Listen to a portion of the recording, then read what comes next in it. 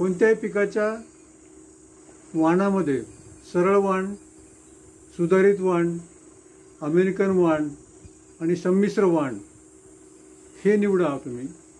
हायब्रिडला दुय्यम प्राधान्य द्या। बीटी किंवा बीटी कापूस किंवा बीटीचं कोणतेही वाण अलाउड नाहीच या सेंद्रिय शेतीमध्ये। त्याच्यामुळे तुम्ही सरळ, सुधारित आणि संमिश्र अमेरिकन वाण निवडताना ते वाण नेमकं कोणतं निवडायचं याचं नियोजन करा। त्याबद्दल मी आज या एपिसोडमध्ये माहिती देत आहे।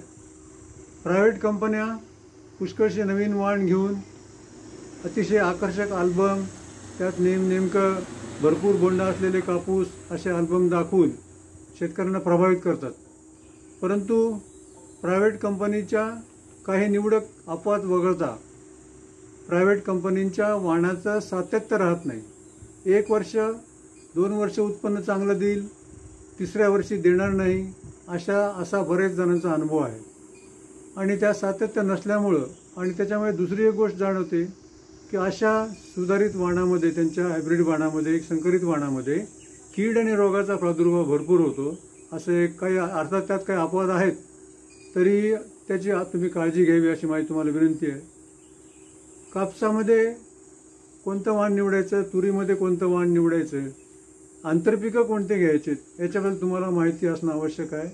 आणि एक गोष्ट लक्षात ठेवा की केव्हाही एक पीक नको, त्या पिकामध्ये काही ओळी द्विदलच्या, एकदलच्या, तेलबियाच्या किंवा मिश्र पीक किंवा आंतरपिकं याचा अंतर्भाव असणं अत्यंत आवश्यक आहे।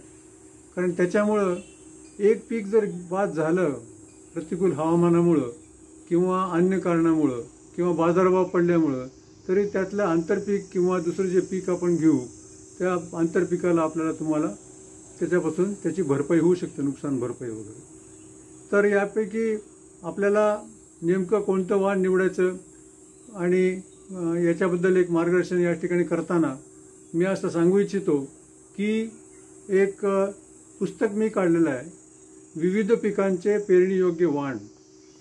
ते पुस्तक आपल्याला 3 ठिकाणी उपलब्ध होऊ शकेल। विविध पिकाचे पेरणीयोग्य वाण हे मी स्वतः लिहिलेलं आहे। हे तुम्हाला सकाळ प्रकाशन, बुधवार पेठ, पुणे इथून मिळू शकेल। हे याच्यामध्ये 170 पिकांचे प्रमुख पिकं, मग तेलबिया असो, तृणधान्य असो, कडधान्य असो, जे प्रमुख पिकं आहेत, चारा आहे, सगळ्या पिकांचे, ऊसाचे सगळ्या 170 पिकांचे आपल्याला मी 1354 वाण यामध्ये लिहिलेले आहेत। आणि या वाणामध्ये कोणतं वाण किती दिवसात तयार होते, त्याचे वैशिष्ट्य काय आहेत, त्याची क्वालिटी कशी आहे आणि ते कुठं उपलब्ध आहे याचीसुद्धा माहिती मी दिलेली आहे। हे 340 रुपयाचं पुस्तक आहे। एक तर तुम्ही सकाळ प्रकाशन, बुधवार पेठ इथं संपर्क साधा किंवा ॲमेझॉनमध्ये हे सुद्धा अवेलेबल आहे, किंवा तुम्ही मला जर संपर्क केला तर मी सुद्धा तुम्हाला पाठवू शकेल। त्या पुस्तकाची किंमत आहे 340 रुपये।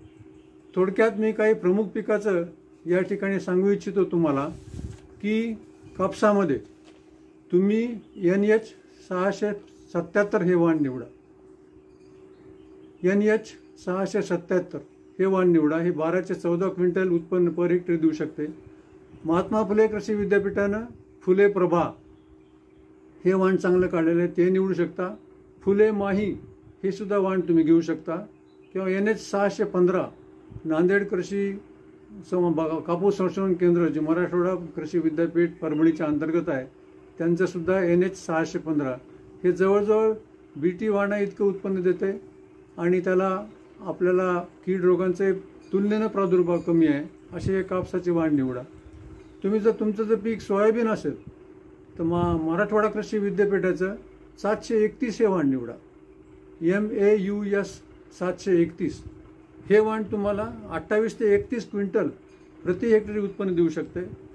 उन्हाळ्यामध्ये घ्यायचं असेल तर आता मी तुम्हाला शिफारस करेल की सोयाबीन तुम्ही उन्हाळ्यातही घ्यायला सुरू करा, कारण उन्हाळ्यात घेतलेलं पीक त्याचं जर्मिनेशन, त्याचं आपल्याला ते बी म्हणून आपल्याला ते सुद्धा आपण ठेवू शकतो, ते एक फायदा आहेच। आणि उन्हाळ्यामध्ये सुद्धा आजकाल सुवर्ण सोना ही व्हरायटी चांगली येते।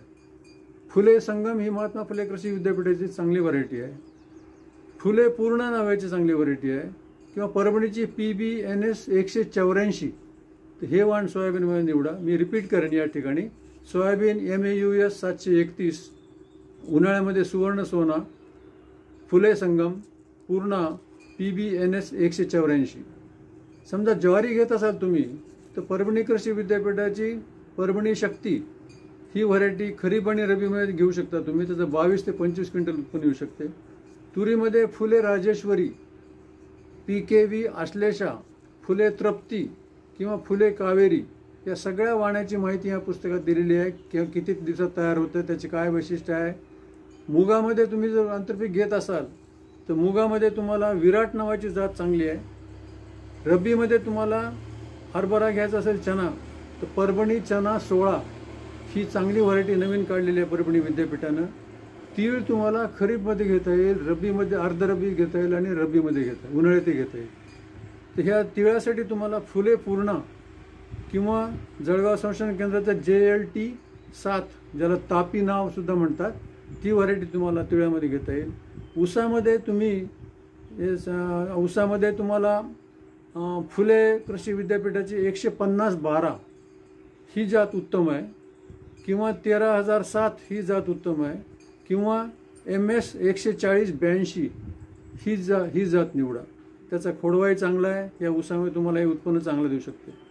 गव्हामध्ये तुम्हाला MACS 62-22 ही नवीन जात आहे, त्याचे उत्पन्न चांगलं मिळू शकेल.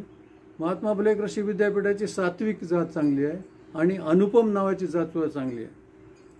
तुम्हाला खरीपमध्ये उन्हाळ्याच्या सीझनमध्ये भुईमुग जर घ्यायचा असेल तर महात्मा फुले कृषी विद्यापीठाची उन्नती नावाची जात चांगली आहे, फुले भारती नावाची जात चांगली आहे आणि JL 501 चांगली आहे आणि फुले भूरत्न ही जात सुद्धा खूप चांगली आहे. त्याची तुम्ही जरूर निवड करू शकता. आपल्याला इसाप सेंद्रिय शेती पद्धतीमध्ये आपल्याला मोनोक्रॉपिंग नको मी म्हटल्याप्रमाणे आणि मी जे पुस्तकाचा उल्लेख केला आहे त्याच्यामध्ये किती अंतरावर कोणतं आंतरपीक घ्यावं यासाठी सुद्धा आपल्याला त्याच्यामध्ये मार्गदर्शन करण्यात आलेलं आहे.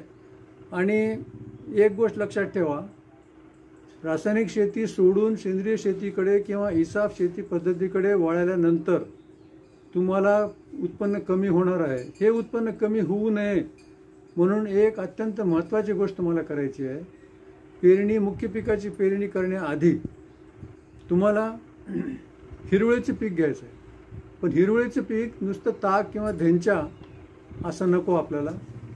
त्या पिकामध्ये आपल्याला मिश्र पीक पाहिजे, ॲरोग्रीन ज्याला म्हणतो आपण, ॲरोग्रीन पीक पाहिजे. ॲरोग्रीनमध्ये आपण 60% द्विदल पिकं, तूर, मूग, उडीद, हरभरा यासारखे, 30% एकदल पिकं हे आपल्याला मिसळायचे त्याच्यामध्ये आणि 10% तेलबिया किंवा मसाला पिकं हे आपल्याला मिसळून हे करायचे.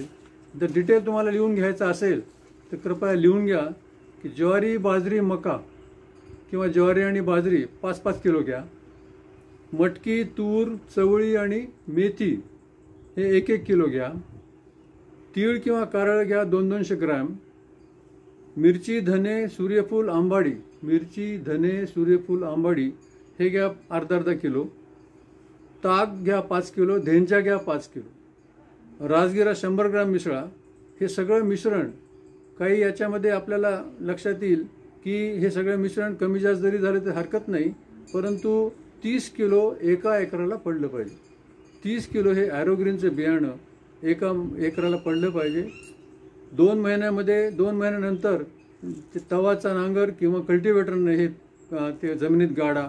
त्याच्यामुळे तुम्हाला 85% कर्ब आणि 0.49% नत्र मिळते. गांडूळ खूप वाढतात, सूक्ष्मजीव वाढतात, सेंद्रिय कर्ब जमिनीत वाढतो आणि CN रेशिओ वाढतो.